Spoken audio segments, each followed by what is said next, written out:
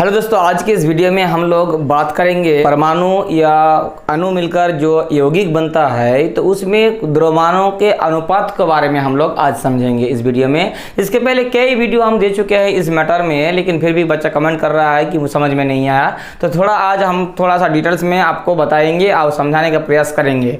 तो चलिए एक फटाफट हम लोग क्वेश्चन को देखते हैं, उसको सॉल्व करते हैं। पहला क्वेश्चन क्या है, जल के एक अणु में हाइड्रोजन एवं ऑक्सीजन के भार का अनुपात क्या होगा। जल के एक अणु में यानी H2O ठीक है, समझिएगा, ध्यान से देखिए। H2O हाइड्रोजन है और ऑक्सीजन है, उसमें जब कहा जाता है भार जब भी बोला जाए आप सिर्फ द्रव्यमान को याद कीजिएगा। 1 से लेकर 20 तक सभी तत्वों का परमाणु संख्या और परमाणु द्रव्यमान आपका याद होना जरूरी है।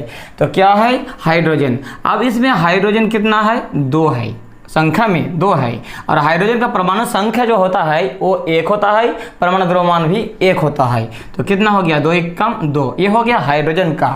और ऑक्सीजन का कितना हो गया, ऑक्सीजन का परमाणु संख्या होता है 8, यहाँ चूंकि एक ही ऑक्सीजन है और परमाणु द्रव्यमान उसका होता है 16, तो 16 हो गया। तो 16 कम कितना, 16, यानी हाइड्रोजन का हो गया 2 और ऑक्सीजन का हो गया 16। तो हाइड्रोजन और ऑक्सीजन के भार का अनुपात पूछा गया है आपको, तो हाइड्रोजन में बैठा दीजिए 2, क्योंकि 2 हाइड्रोजन था और ऑक्सीजन तो 1 था, परमाणु द्रव्यमान 16, तो इसमें बैठा दीजिए 16 हो गया। तो इसको काट दीजिए, 2 से काट दीजिए, तो इधर हो गया 2 1 कम 2 और 8 दूना 16, तो भार का अनुपात हो गया 1:8। तो 1 नंबर आप समझ में आ गया होगा, क्लियर है, कुछ भी डाउट नहीं होना चाहिए। 2 नंबर में आइए, जल अणु में प्रयुक्त तत्वों के परमाणुओं की संख्या का अनुपात क्या है। यहाँ द्रव्यमान नहीं पूछा गया है, यहाँ भार नहीं पूछा गया है, यहाँ पूछा गया है कि जल के अणु में जो प्रयुक्त हुआ है हाइड्रोजन और ऑक्सीजन, उसमें प्रयुक्त जो हुआ है परमाणुओं का अनुपात पूछा गया है, परमाणुओं की संख्या का अनुपात। तो इसमें हाइड्रोजन है और ऑक्सीजन है, तो हाइड्रोजन कितना है, 2 है, यहाँ संख्या पूछा गया है परमाणुओं का, और ऑक्सीजन कितना है, 1 है। तो हाइड्रोजन और ऑक्सीजन का जो अनुपात, संख्याओं का जो अनुपात हुआ वो कितना हो गया, 2:1 हो गया। तो ये हो गया इसका आंसर, ये हो गया इसका आंसर। 2 नंबर आप कॉपी में उतार लीजिएगा इस प्रकार। अब आते हैं क्वेश्चन नंबर 3 में, कैल्शियम ऑक्साइड में कैल्शियम एवं ऑक्सीजन के भार का अनुपात, भार पूछा गया है, परमाणु द्रव्यमान का अनुपात पूछा गया है। अब आपका यहाँ फंस जाइएगा कि कैल्शियम ऑक्साइड का फॉर्मूला होता क्या है।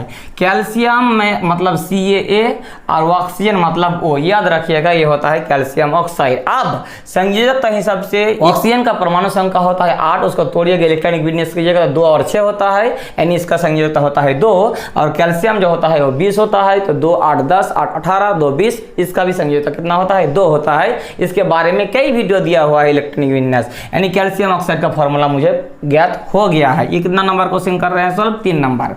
अब कैल्शियम जो है इसका भार यानी द्रव्यमान है कितना है, इसका 40 है, परमाणु संख्या 20 होता है और 40 होता है इसका परमाणु द्रव्यमान। और ऑक्सीजन का कितना है, ऑक्सीजन का परमाणु संख्या 8 है, लेकिन इसका परमाणु द्रव्यमान 16 है। भार पूछिए, परमाणु द्रव्यमान में जाना होगा आपको, याद रखिएगा। अब इसको 8 से काटते हैं तो 8 दूना 16 और इधर होता है 5 8 40, तो वो अनुपात कितना हो गया, अनुपात 5:2। तो इस प्रकार कैल्शियम ऑक्साइड में कैल्शियम और ऑक्सीजन के परमाणुओं का भार का जो अनुपात होता है वो 5:2 होता है। ठीक है, अब आ जाते हैं क्वेश्चन नंबर 4 में। क्वेश्चन नंबर 4 में है, एमोनिया के एक अणु में नाइट्रोजन एवं हाइड्रोजन के भार का अनुपात क्या होता है। तो देखिए यहाँ भी भार है, लेकिन फंस जाते हैं कि एमोनिया का फॉर्मूला होता क्या है। एमोनिया का फॉर्मूला होता है NH3, ये होता है एमोनिया का फॉर्मूला। अब आपको याद नहीं है तो याद करना होगा आपको। तो नाइट्रोजन यहाँ कितना है, नाइट्रोजन जो है यहाँ 1 है और हाइड्रोजन जो है यहाँ है 3 है। और नाइट्रोजन का जो परमाणु द्रव्यमान होता है 14 होता है, क्योंकि उसका परमाणु संख्या 7 है, और हाइड्रोजन का परमाणु संख्या होता है 1, परमाणु द्रव्यमान भी 1। तो बैठा दीजिए, अब नाइट्रोजन 14 1 का 14 और 3 1 कम 3।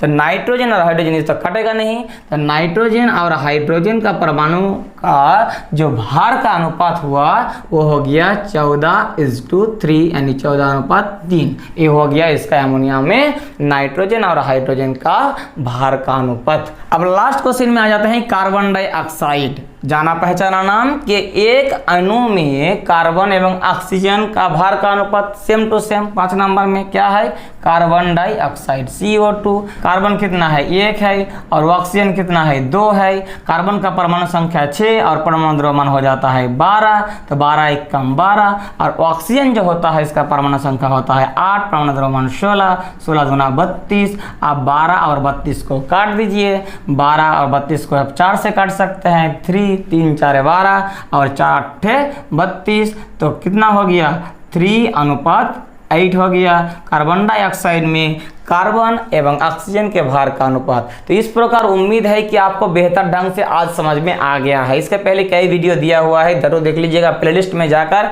आप 9th क्लास में जाइएगा, प्लेलिस्ट में आपको मिल जाएगा। अब आपको हम एक होमवर्क दे रहे हैं ताकि क्लियर समझ में आया है कि नहीं आया है वो हम जांचने का कोशिश कर रहे हैं।